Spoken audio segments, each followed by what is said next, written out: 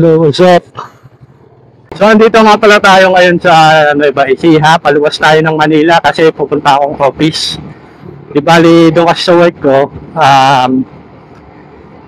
at least dapat may times na need kang pumasok sa required na pumasok ka doon sa office.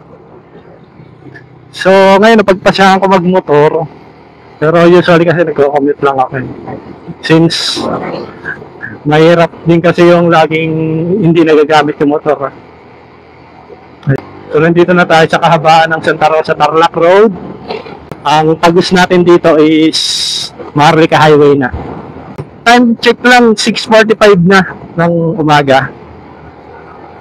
Then, siguro makakarating ako ng office dun mga alas 10, mga 10 AM onwards.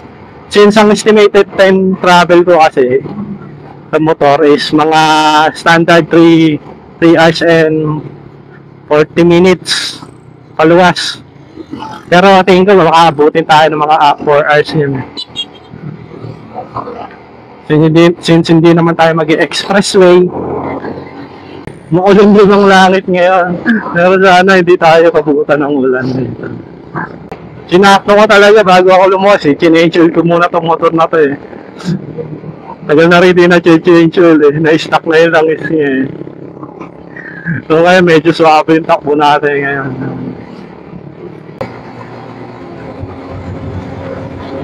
So hindi na tayo sa kahabaan ng Maharlika Highway. Saturday set. You're the only light this empty room has ever had. Life without you is gonna be bluer than blue. Bluer than blue. So ayun, namatay yung ang cellphone natin.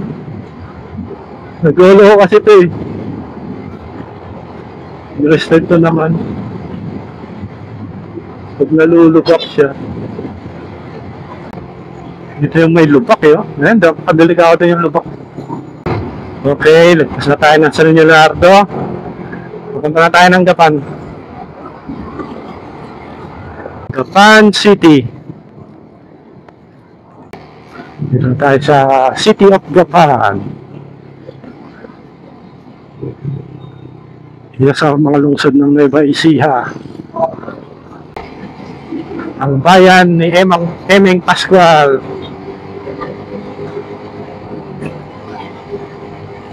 Walter Mart. So, dire-diretsuhin lang natin to mga guys. At ang labas na natin ay Bulacan na, San Miguel, Bulacan. Oh, meron din pala dito. Modern Sands Gapan. Di pa ako napunta dyan pero maganda tong mall na to. Okay, lubak. So ayun guys, patungo na pala ako sa boundary ng Nueva Ecija at Bulacan. Mapapansin nyo dito, marami ng mga nagtitinda ng mga chicharon. Dito, mas masarap bumili ng mga pasalubong if ever na uuwi kayo. So ito, approaching na nga tayo dito sa boundary ng Nueva Ecija. So ayun na nga guys, di bali nag-stop over lang muna nga pala tayo dito sa may Shell sa may Plaridel Bypass Road. Medyo mahaba-haba rin kasi yung biyahe natin mula dito hanggang sa Manila. So start na tayo dito sa mahaba-haba at tuloy-tuloy na biyahe dito sa Plaridel Bypass Road. May haba itong 26 kilometers kung di ako nagkakamali. So dito guys, masarap dumaan. Tuloy-tuloy din kasi ang biyahe dito. So yun nga lang, may mga kasabayan kang malalaking truck kaya doble ingat na lang din. So na mapapansin nyo dito, nandito na tayo sa may tulay. Medyo mahaba-haba din ang tulay na to.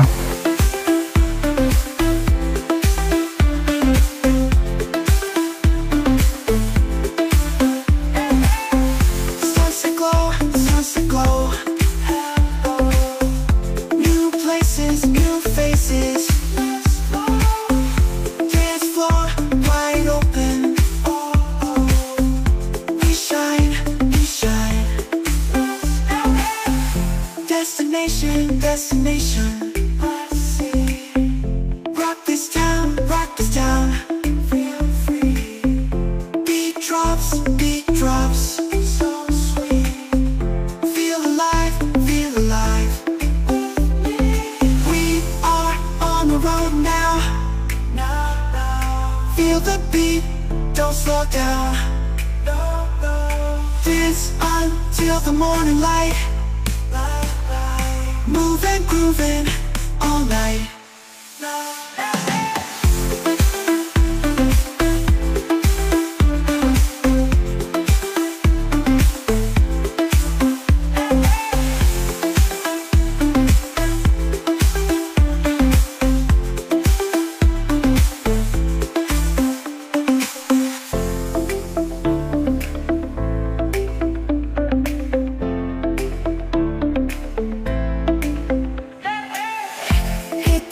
Hit the road.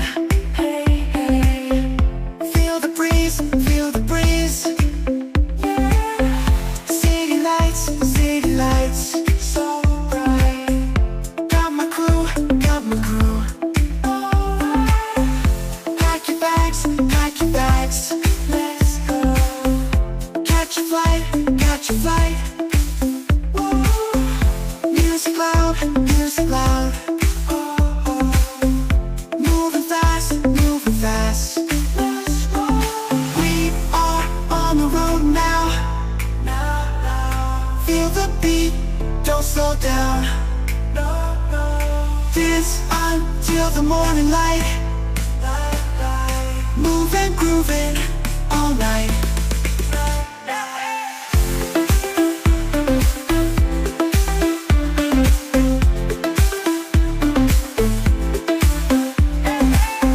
Sunset glow. New places, new faces. Dance floor wide open. We shine, we shine. Destination. So mga guys, nakalabas na nga pala tayo dito ng bypass road at patungo na tayo dito sa Balagtas, Bulacan. Nakakapagtaka lang kung bakit yung arko nila dito ay halos matakpan na ng mga mukha ng mga politiko. Isa pong tungtong mukhang niligaw na ako ni Google Maps kaya naisipan ko nung magtanong palabas ng MacArthur Highway. Meron sa sarado, balikan na lang sa MacArthur. Dito ako pinapadala. Dito, diretso. Dito, sana, diyan ako. Bukawa. Yan, diretso doon yung dulo. Tapos, kaliwa. Sarado ba doon? Wala, walang bangat niya. Tapos, kanan. Ang MacArthur, wala. Thank you.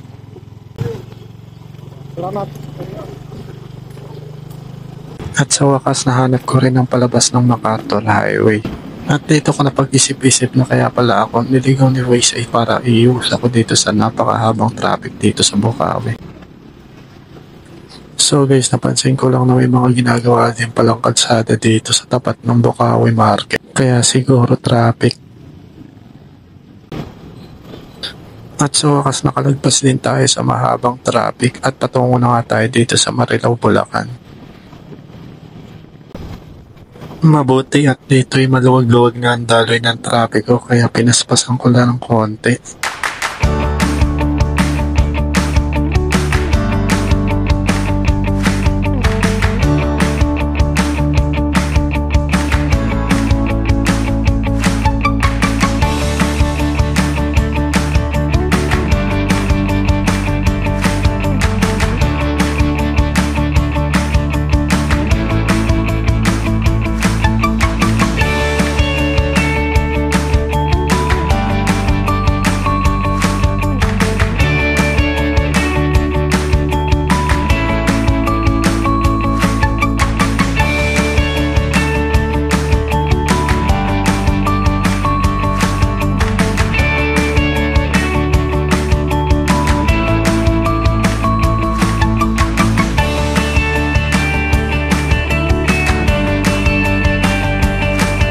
Approaching May Kawayan, Bulacan. At sa wakas nandito na tayo sa Valenzuela City, Metro Manila.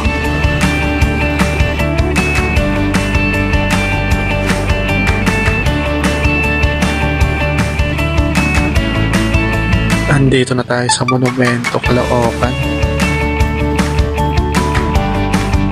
At dito na magsisimula ang pakipagpatintero natin sa mga sasakyan dito sa EDSA.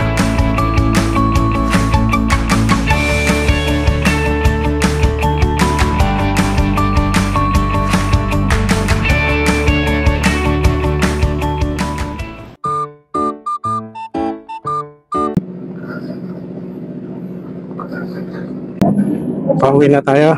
Galing tayong office. Medyo malayo-layo pa ang ating biyahe. Based dito sa Google Maps, nakabutin tayo ng mga 4 hours and 9 minutes. Pero tingin ko, almost 5 hours itong biyahe natin mula dito sa Mandaluyong hanggang Nueva Ecija. So guys, tara na.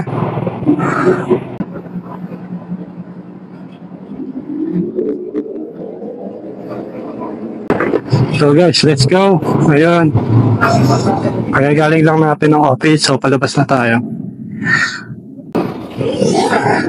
Sigurado traffic na naman dyan sa EDSA.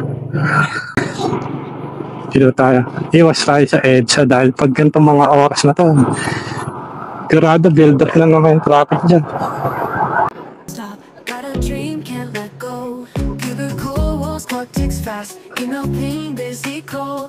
Filing papers, days won't last. On this grind, standing tall.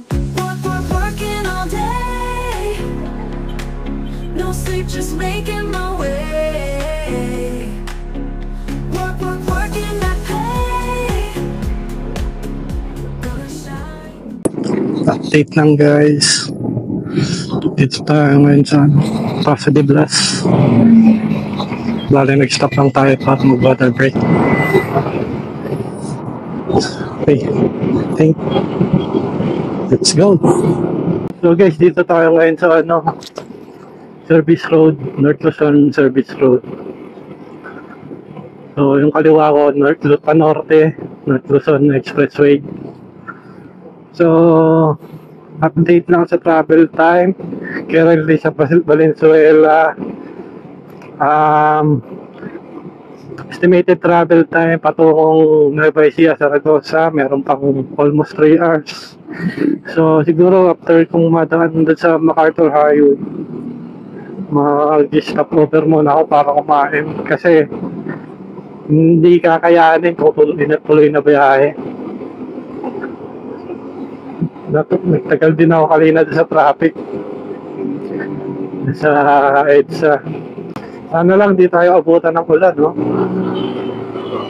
Kasi kita nyo yung kalangitan, makulimlim. Meron pa naman mag-drive kung umuulan.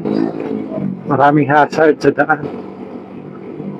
Pero di naman natin may iwasan, basta dapat lagi tayo handa. Okay guys, time check. Almost 6 PM na. Dito tayo ngayon sa East Service Road along papuntang Metro Gate. So as you can see, mga ulan lang dito, basa yung tubig.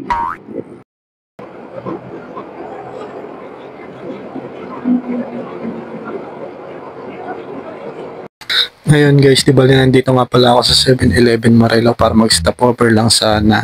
Pasensya na kung siguro dito ko na lang muna tatapusin yung vlog na to. Di bali marami lang kasing nangyari after neto. Nasiraan pa ako ng kadena. So napagawa naman, mahalaga nakauwi rin tayo guys.